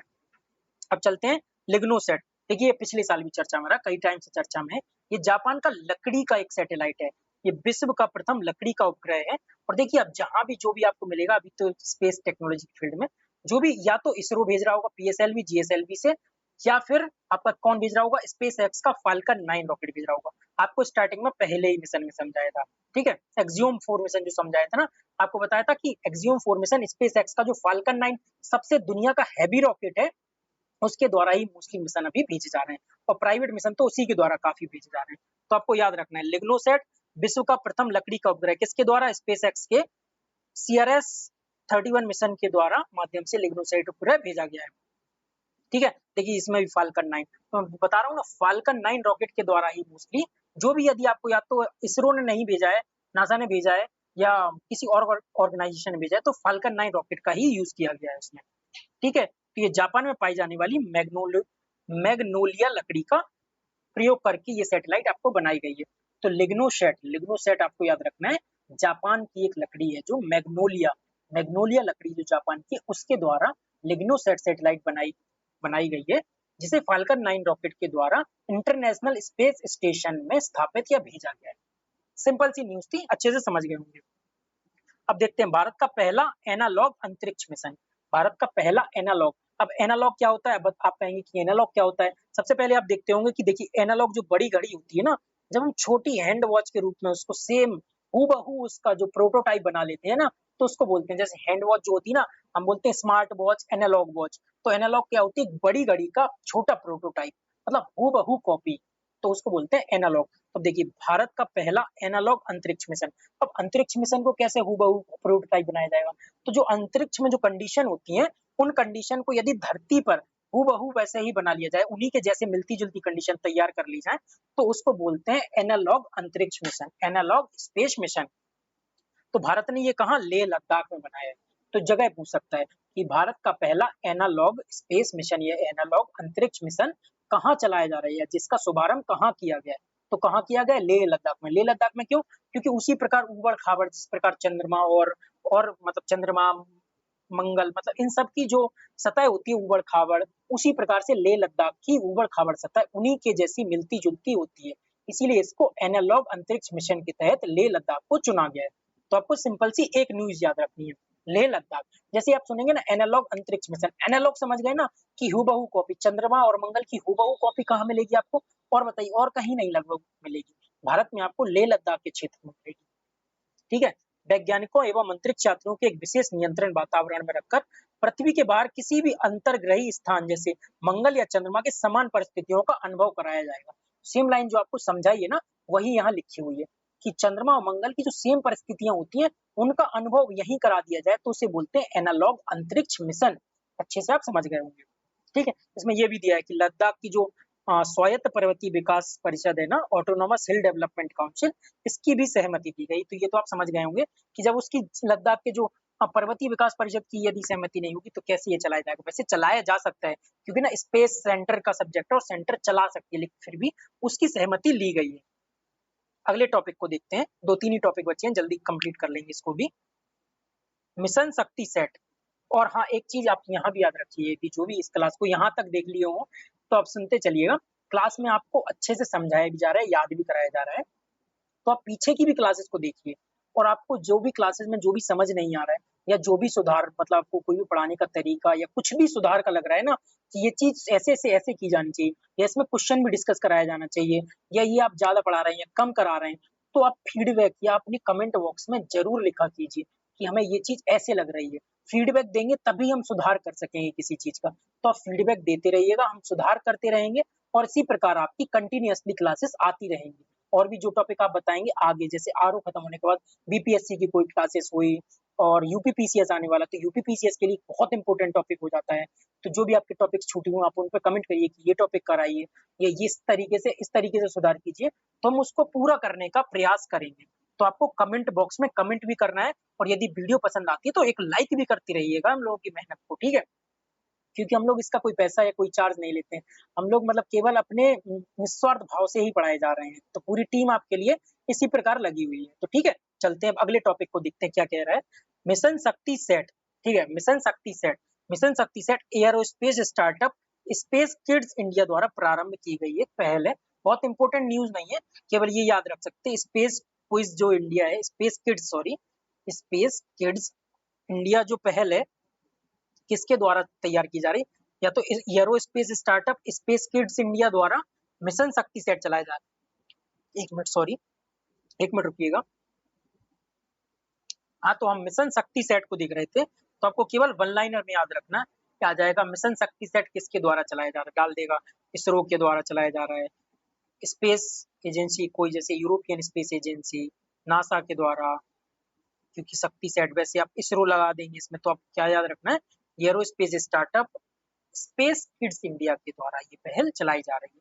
इस मिशन के तहत कुछ बच्चियों को चयन किया जाएगा, जैसे 14 से 18 वर्ष आयु की हाई स्कूल की छात्राओं को अंतरिक्ष प्रौद्योगिकी, पेलोड विकास और अंतरिक्ष प्रणालियों के विभिन्न पहलुओं के संबंध में लगभग 120 घंटों का ऑनलाइन प्रशिक्षण दिया जाएगा। और प्रशिक्षण पूर्ण होने के बाद प्रत्येक देश से एक छात्र, लगभग 108 छात्राओं का चयन किया जाएगा। तो ये गर्ल्स एजुकेशन और गर्ल्स को स्पेस फील्ड में, स्टेम के क्षेत्र में आगे बढ़ाने के लिए मिशन शक्ति सेट चलाया जा रहा है एरोस्पेस स्टार्टअप कंपनी के द्वारा। तो ये केवल आपको याद रखना है। इसमें भी देखिए, अगर पूछ देना स्पेस किड्स इंडिया के अन्य प्रमुख मिशन, तो सब में सेट लगा हुआ है, तो आप आसानी से एलिमिनेट कर लेंगे। यदि चाहे तो जटायु को केवल याद रख लें, थोड़ा सा जटायु कंफ्यूजन हो जाएगा अगर आपको उसमें ऑप्शन में आ जाएगा ना, तो केवल जटायु याद रख लें और सेट याद रख लें। वैसे उतना खास इंपोर्टेंट नहीं है, लेकिन फिर भी आप एक बार नजर मारते हुए चल सकते हैं। उसके बाद देखते हैं एक इंपोर्टेंट टॉपिक पे आते हैं, Europa clipper mission. Europa clipper आपको बताया था ना पीछे कि बृहस्पति के दो इंपोर्टेंट उपग्रह हैं, दो इंपोर्टेंट सैटेलाइट। एक कौन सा है, एक है आपका यूरोपा, जिस पर जीवन की संभावना है, जीवन की सबसे अधिक संभावना यदि बृहस्पति के किसी उपग्रह पे है ना, तो उसका नाम है यूरोपा। और दूसरे का आपका क्या नाम है, एक का नाम है गैनीमेड। गैनीमेड और यूरोपा जो आपको ज्योग्राफी की क्लास में कराए गए हैं सॉरी, और आगे भी कराए जाएंगे आपको। तो यूरोपा बृहस्पति का ऐसा उपग्रह है जिस पर जीवन की सबसे अधिक संभावना है, ठीक है। और दूसरा है आपका गैनीमेड। गैनीमेड क्या है, बृहस्पति का सबसे बड़ा उपग्रह है। बृहस्पति का सबसे बड़ा उपग्रह है आपका गैनीमेड। और आपका जो यूरोपा है ना, बृहस्पति का ऐसा उपग्रह जिस पर जीवन की सबसे अधिक संभावना है। तो न्यूज को देखते हैं। यूरोपा क्लिपर नासा के द्वारा, हाँ यहाँ ये कंफ्यूज मत हो जाइएगा, यूरोपा क्लिपर है तो आप लगा दें कि यूरोप का होगा, तो हो सकता है यूरोपियन स्पेस एजेंसी चला रही हो। यूरोपियन स्पेस एजेंसी ने इसको नासा, यूरोपा किसके नाम पर है, बृहस्पति के सैटेलाइट पर नाम है इसका यूरोपा। तो नासा के यूरोपा क्लिपर मिशन का प्रक्षेपण किया गया है 2024 में। अभी आपको बताया है, देखिए फॉल्कन हैवी वही फाल्कन 9 स्पेस एक्स के रॉकेट के द्वारा सैटेलाइट को भेजा जा रहा है, इस मिशन को शुभारंभ किया गया है। अब यूरोपा क्लिपर मिशन जो है आपका जुपिटर का, यूरोपा का जो विस्तृत अध्ययन करने के लिए डिजाइन किया गया पहला मिशन है। जो बृहस्पति का उपग्रह है आपको बताया ना, जो यूरोपा जिस पर जीवन की सर्वाधिक संभावना है, जैसे आपको के पीछे बताया था K12-18B, जो आपका नासा का एक मिशन चलाया जा रहा है जिस पर जीवन की संभावनाएं तलाशी जा रही है। आपको उस समय बताया था यूरोपा क्लिपर मिशन है, या पीछे की भी वीडियो, मतलब पीछे की वीडियो कर रहा हूँ, पीछे के टॉपिक को अच्छे से दिमाग में एम्फेसाइज कर रहे होंगे ना, तो आपको याद होगा कि कैसे आपको K2 केपलर मिशन 18B के द्वारा एक जो ग्रह है आपका, उस पर जीवन की संभाव्यता तलाशी जा रही है। सेकेंड ही टॉपिक था शायद आपका, उसी टाइप का आपका यूरोपा क्लिपर। यूरोपा क्लिपर लेकिन इंपॉर्टेंट है, यूरोपा क्लिपर आपका नासा का मिशन है। जो बृहस्पति का जो सैटेलाइट है यूरोपा, उसके विस्तृत अध्ययन के लिए डिजाइन किया गया है। लेकिन ये डिजाइन किया गया ऐसा पहला मिशन है, और साथ ही नासा का ऐसा पहला मिशन है जो पृथ्वी के बाहर किसी महासागरीय दुनिया, मतलब उस ग्रह पर या उस उपग्रह पर जिस पर महासागर होने की संभावना है, मतलब महासागरीय दुनिया का अध्ययन करने का ये नासा का पहला मिशन है। और बृहस्पति पर ऐसा डिजाइन किया गया यूरोपा का यह पहला मिशन है। तो इससे भी आपको याद रखना कि पहला पहला कई बार एग्जाम में पूछ लिया जाता है, आयोग पूछ लेता है। अब चलते हैं, ये तो सेम वही हो गया, इसको इसको देखते हैं। ये देख लीजिए, यूरोपा का खोज इटालियन खगोल शास्त्री गैलीलियो गैलीली ने किया था। तो इसका आप इतना ऐसा याद रख सकते हैं कि यूरोपा की खोज किसने की थी। अगला देखते हैं, ये भी इंपॉर्टेंट है, जो आपको बताया था अंतरिक्ष स्पेस स्टेशन किस प्रकार आपकी गगनयान चला के सैटेलाइट भेजी जा रही है। तो आपको गगनयान पीछे बताया था, उसी टाइम आपको बताया था ना किस प्रकार स्पेडेक्स जो मिशन चल रहा है, डॉकिंग अनडॉकिंग मिशन उस प्रकार चलाया जा रहा है। स्पेडेक्स C60 बहुत अच्छे से याद करते चलना है, C60 स्पेडेक्स। तो ये इंटरनेशनल स्पेस स्टेशन जो बनाना है ना, गगनयान मिशन जिसके लिए चल रहा है, उसके लिए काफी महत्वपूर्ण था। तो जो हमारा ISS बनना है, तो देखिए प्रथम मॉड्यूल इसका 2028 में प्रस्तावित है। 2028 में प्रस्तावित है। ये डेट आपको याद नहीं रखनी, आपको याद क्या रखना है, 2035 की डेट याद रखनी है, जिसमें क्या है 2035 तक एक परिचालित ऑपरेशनल भारतीय स्पेस स्टेशन के निर्माण का लक्ष्य निर्धारित किया गया है। तो आपको 2035 का लक्ष्य याद रखना है कि 2035 में आपका इंटरनेशनल स्पेस स्टेशन जो है, उसी की तर्ज पर जो आपका इंडियन स्पेस स्टेशन ISS भारतीय अंतरिक्ष आपका स्टेशन जो बनाया जा रहा है, उसका लक्ष्य क्या है आपका 2035। और उसके ही 5 साल बाद आपका 2040 में आपका क्या मिशन है, देखिए 2040 में भारतीय मानव युक्त चंद्र mission, Indian crewed lunar mission. चंद्रमा पर मानव भेजने हमें 2040 तक, चंद्रमा पर हमें क्या भेजने हैं, मानव भेजने हैं। तो मानव युक्त चंद्र मिशन कहाँ भेजने हैं हमें, 2040 तक चंद्रमा पर। तो आपको दो डेट याद रखनी है, 2035 आपका है किसका, अंतरिक्ष स्टेशन का आपके कंप्लीट होने का लक्ष्य वर्ष, और 2040 आपको जो मानव युक्त चंद्र मिशन कंप्लीट करना है उसका लक्ष्य वर्ष निर्धारित जो किया गया है। तो 2035 और 2040 आपको याद रखना है।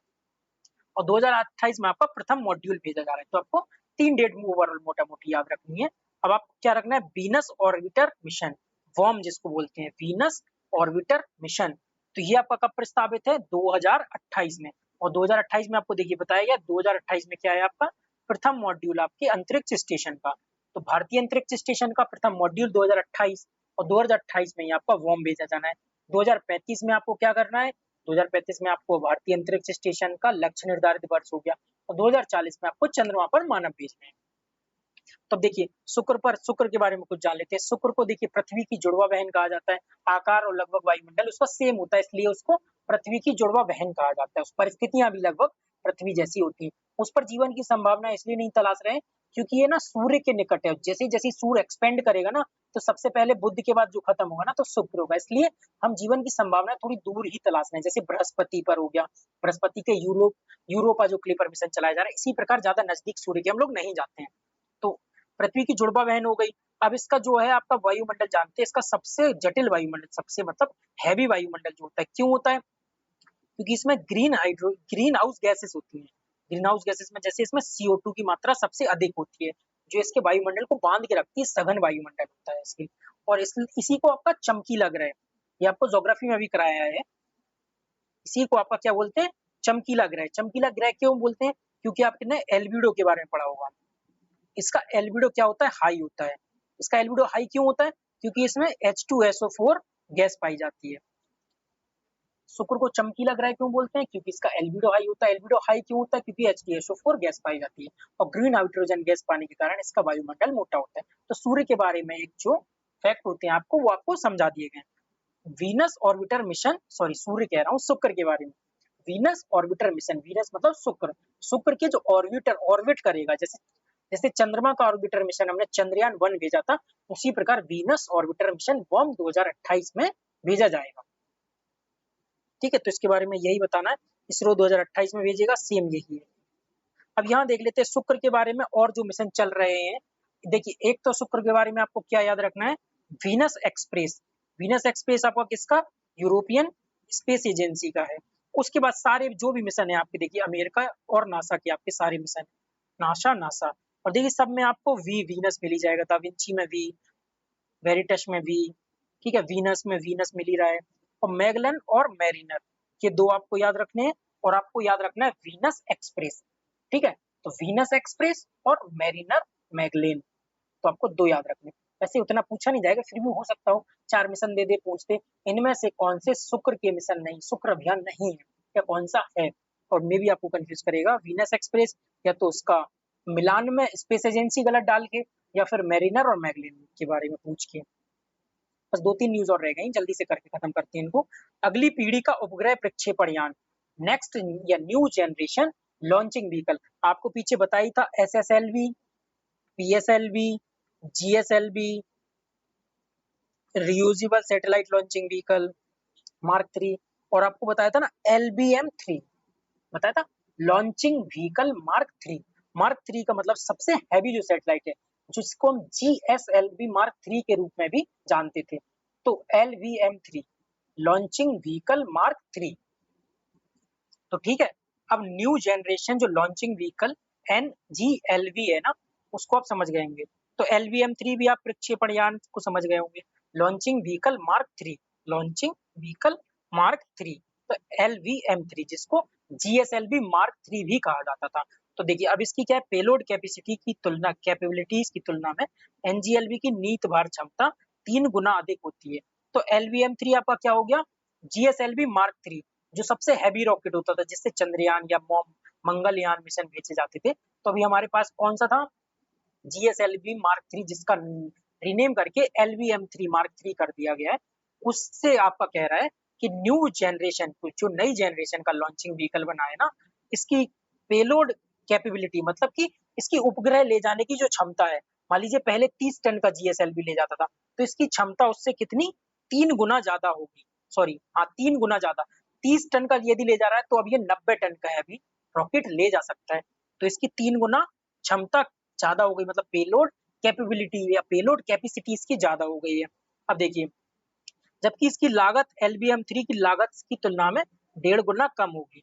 क्यों 1.5 गुना कम होगी, उसके लिए आगे देखिए, क्योंकि यह एक पुनर्प्रयोज्य प्रक्षेपण यान है, क्योंकि यह रियूजेबल सैटेलाइट मतलब रियूजेबल लॉन्चिंग व्हीकल है। अब देखिए यहाँ से समझेंगे न्यू जनरेशन लॉन्चिंग व्हीकल और आपका एलवीएम 3 लॉन्चिंग व्हीकल मार्क 3, मतलब जिसे जीएसएलवी मार्क 3 भी कहा जाता था, जो हमारा सबसे हैवी रॉकेट था, इससे तुलना की जा रही है किसकी, आपका एनजीएलवी न्यू जनरेशन लॉन्चिंग व्हीकल।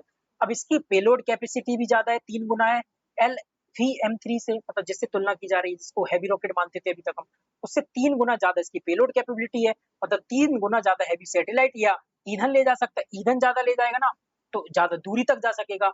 यदि कम दूरी तक जाना है तो हैवी सैटेलाइट, मतलब कम दूरी तक हैवी सैटेलाइट, ज्यादा दूरी तक कम मतलब हैवी सैटेलाइट ले जा सकता है।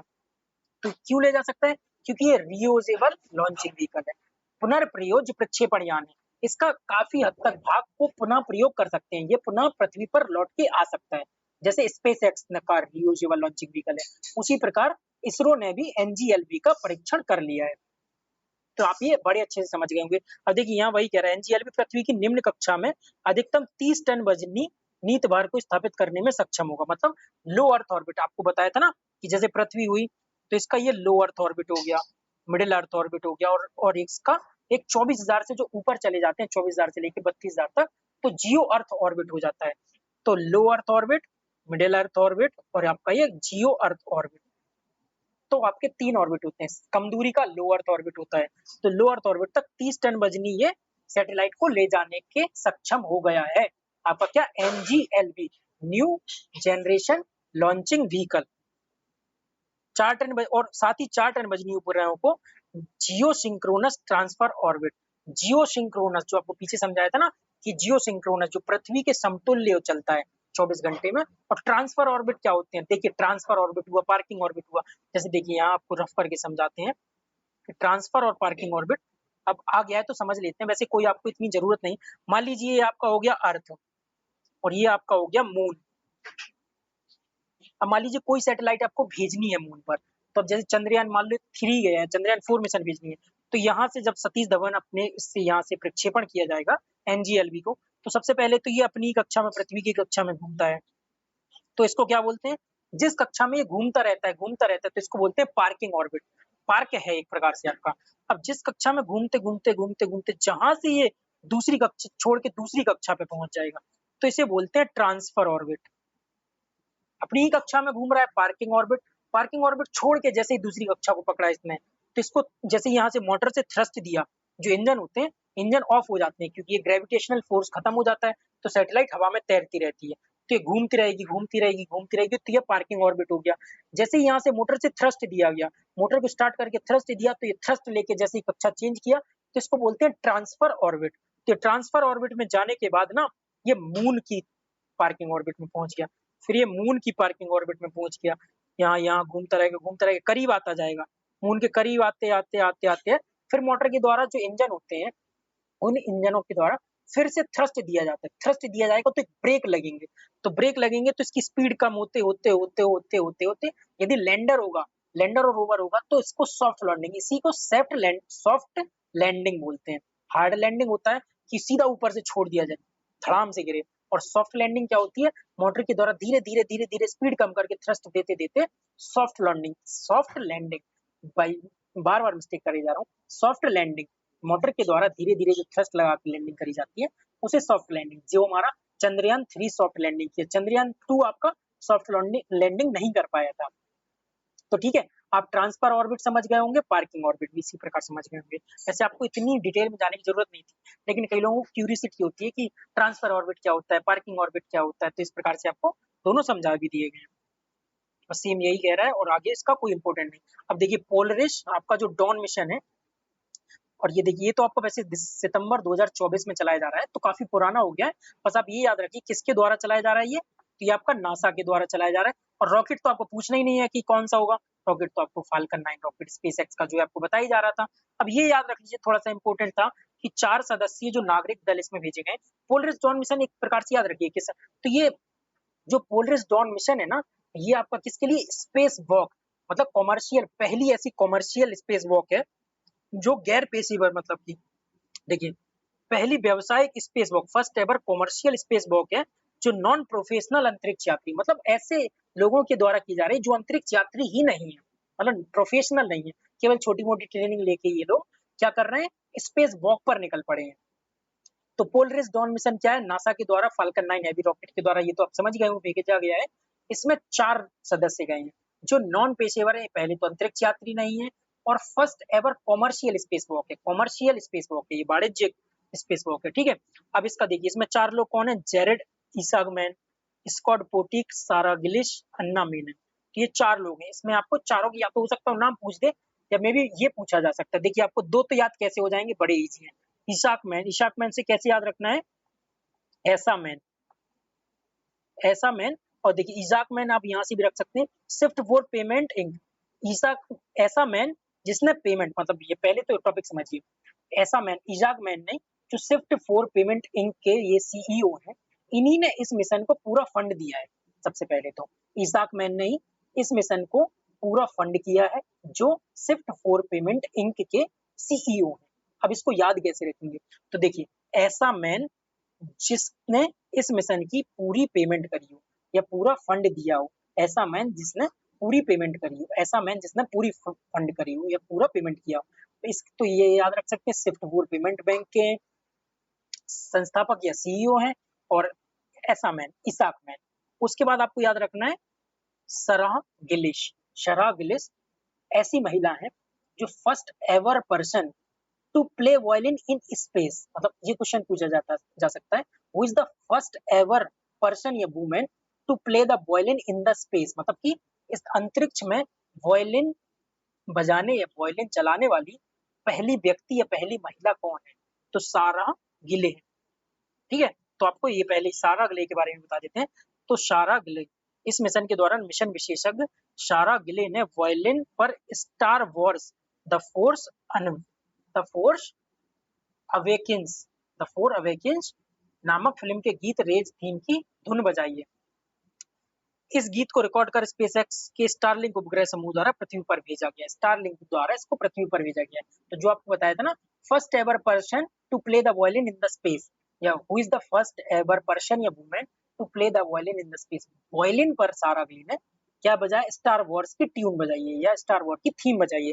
अब आपको क्या याद रखना, या तो आप ऐसे याद रख सकते हैं, इसको कैसे याद रख सकते हैं कि सारा गला साफ कर लिया इसने, अंतरिक्ष में वायलिन पर सारा गिला ने सारा गला साफ कर दिया, सारा गला साफ कर लिया, सारा गला, ठीक है, ये सारे गिले दूर कर दिए, कुछ भी इसको बना सकते हैं। वैसे सारा गला साफ कर लिया, मतलब गाने को गला साफ करना बोलते हैं, तो सारा ने अपना गला साफ कर लिया वायलिन पर, तो आप इसको ऐसे भी याद रख सकते हैं। तो यही न्यूज चल रही थी आपकी कि ऑलवेज डॉन मिशन नासा के फाल्कन 9 रॉकेट के द्वारा भेजा गया है। 4 लोग हैं, एक ऐसा मैन है जिसने पेमेंट पूरी उसकी फंड किया है, तो उसको payment ink shift for payment ink का ये सीईओ और संस्थापक है। सारा गिला साफ कर लिए, सारा गला साफ कर लिए, तो इससे याद रख सकते हैं। उसके बाद है आपका अन्ना मेनन और स्कॉट पीटर, ऐसे भी याद रख सकते हैं। तो आपको वैसे दो को अच्छे से याद रखना है, यदि चांसेस होगा क्वेश्चन बनने का तो या तो बनेगा सारा गिलस या बनेगा इजाक मैन से। और इतना टफ क्वेश्चन वैसे नहीं जाएगा, सिंपल सा क्वेश्चन पूछा जाएगा, पोलरिस डॉन मिशन संबंधित है या पोलरिस डॉन मिशन चलाया जा रहा है, केवल इतना याद रखना होगा आपको, ठीक है। तो ये भी टॉपिक आपका कंप्लीट हो गया है। उसके बाद देखते हैं मिशन रूमी 2024। तो अगस्त 2024 में भारत द्वारा विश्व में पहली बार पुनर्प्रयोज्य हाइब्रिड रॉकेट, जो आपको पीछे बताया था ना न्यू जनरेशन लॉन्चिंग व्हीकल, तो उसी की टेस्टिंग के लिए जो रूमी मिशन चलाया जा रहा है ना, तो पुनर्प्रयोज्य हाइब्रिड रॉकेट का एक मोबाइल लॉन्चर, मतलब कि हाइब्रिड रॉकेट क्या होता है, जिसको दोबारा यूज किया जा सके, रीयूजेबल, मतलब कि पहले यूज कर लिया, उसके कई कंपोनेंट्स ऐसे होते हैं जो दोबारा रीयूज हो जाते हैं, जिससे उसकी लागत कम हो जाती है। जो स्टारलिंक या मतलब कि आपके जो स्पेस एक्स के द्वारा मिशन चलाए जा रही है, स्पेस एक्स के जो फाल्कन 9 या हैवी रॉकेट होते हैं, उन किस प्रकार उन्होंने भी टेस्ट कर लिया, स्पेस एक्स की कंपनी ने भी अपने रीयूजेबल लॉन्चिंग व्हीकल तैयार कर लिए। तो मिशन रूमी भी समझ गए होंगे, पुराना है, थोड़ा सा इंपॉर्टेंट कम है, इसलिए फिर भी वन लाइनर में आप इसको देख सकते हैं। उसके बाद एक लास्ट टॉपिक बचा हुआ है आपका स्पेस टेक्नोलॉजी में, SSLV, small satellite launching vehicle का, कि इसकी तीसरी फ्लाइट है, और अर्थ ऑब्जर्वेशन सैटेलाइट मिशन। तो स्मॉल सैटेलाइट लॉन्चिंग व्हीकल की तीसरी flight SSLV D3 EOS 8 mission. तो ये देखिए SSLV की तीसरी विकासात्मक उड़ान है, इसका सफल उड़ान में SSLV की विकासात्मक चरण पूर्ण हो गया है, केवल इतना याद रखना। ये पूछ सकता है ये क्या है, तो ये आप बताएंगे अर्थ ऑब्जर्वेशन सैटेलाइट है, केवल वन लाइनर में याद रखना है और इसमें कोई इंपोर्टेंट टॉपिक नहीं है। तो यहाँ आपका, हाँ, यहाँ आपका स्पेस टेक्नोलॉजी खत्म हो गया है। स्पेस टेक्नोलॉजी के हार्डली से हार्डली 10 से 12 ऐसे टॉपिक थे जो आपको याद रखने होंगे, जैसे आपका axiom mission, Polaris don mission, आपका गगनयान बताया, स्पेस वॉक बताई आपकी। तो ये जो 8-10 आपको टॉपिक अच्छे से बताए गए, इनको ही आपको 1-2 बार देख लेंगे ना, तो आपको कुछ भी पढ़ने की जरूरत नहीं, क्लास में ही याद हो जाएंगे। मतलब वन पेजर भी बनाएंगे ना, तो हार्डली आपके एक पेज में पूरा साइंस एंड टेक, या मतलब पूरा आपका स्पेस टेक्नोलॉजी आपकी उभर के आ जाएगी। तो अब आपके जो पीछे की क्लास में कुछ वैश्विक सूचकांक रह गए थे, जो आर्थिक परिदृश्य देख रहे थे हम उसमें, तो 5-7 मिनट में इसको भी कंप्लीट कर लेते हैं, कोई टॉपिक क्यों ही छूटे। तो देखिए, परोपकार के क्षेत्र में 100 सबसे प्रभावशील लोगों की सूची, तो किसने, टाइम एक मैगजीन होती है जिसने पहली बार 100 most influential people in philanthropy में, मतलब परोपकारी के क्षेत्र में जो 100 सबसे प्रभावशाली लोग होते हैं, जो सबसे ज्यादा दान देते हैं, सबसे ज्यादा भलाई के लिए पैसा देते हैं, तो उसकी जो 100 लोगों की सूची जारी की गई है। तो सबसे पहले तो आपको याद रखना है किसके द्वारा जारी की गई है, ये टाइम्स मैगजीन, जो अमेरिकी पत्रिका है टाइम्स, उसके द्वारा जारी की गई है। तो सबसे पहले देखिए डेविड बेकहम को कई लोग जानते होंगे, सोशल मीडिया पे भी कई बार चर्चा में आते रहते हैं। डेविड बेकहम पूर्व इंग्लिश फुटबॉलर हैं, अंग्रेजी मतलब पूर्व इंग्लिश फुटबॉलर हैं, मतलब ब्रिटिश फुटबॉलर स्टार हैं ये, पूर्व पहले फुटबॉल खेलते थे, जो नहीं जानते हैं, तो यूनिसेफ के ये राजदूत हैं। तो आपको डेविड बेकहम याद रखना है। वैसे आप माइकल ब्लूमबर्ग से भी समझ सकते हैं कि इनकी ब्लूमबर्ग रिपोर्ट आती है, तो माइकल ब्लूमबर्ग, ठीक है। मिलिंडा और गेट्स फाउंडेशन जो है आपका, वॉरेन बफेट। एशिया से आपको रखना है मुकेश और नीता अंबानी, और आपके अजीम प्रेमजी जो विप्रो के संस्थापक हैं और भारत के सबसे बड़े परोपकारी दाताओं में से आते हैं। अजीम प्रेमजी ना, इस ऐसे समझिए, अजीम प्रेमजी भी विश्व में सबसे बिलियनियर के टॉप, मतलब कि सबसे ज्यादा अरबपतियों की सूची में आते तो हैं, लेकिन और भी उनकी संपत्ति ज्यादा होती है, लेकिन वो ना इतने मतलब परोपकारी होते हैं, इतने दान देते हैं कि उनकी संपत्ति ना कम हो जाती है, क्यों, इस वजह से। तो अजीम प्रेम जी का आप नाम याद रखिए, केस स्टडी में अजीम प्रेम जी को यूपीएससी में कई बार पढ़ाया जाता है।